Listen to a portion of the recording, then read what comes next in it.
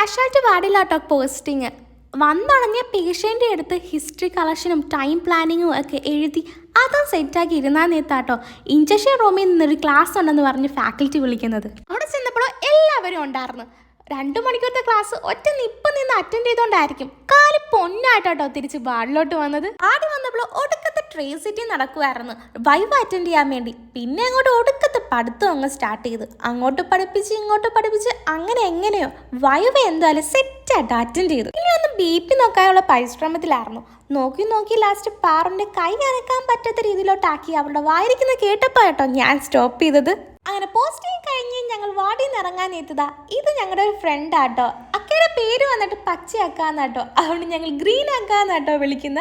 ആളുടെ ബർത്ത്ഡേ ആണ് ഇന്ന്. പിന്നെ വിഷൊക്കെ ചെയ്തിട്ട് കുറച്ച് ചോക്ലേറ്റ്സ് എടുത്തിട്ട് നേരെ ഞങ്ങൾ ഹോസ്പിറ്റലിൽ നിന്ന് ഇറങ്ങി. അവിടെ ഞങ്ങൾ നേരെ പോയത് ഫുഡ് അടിക്കാനായിട്ടോ.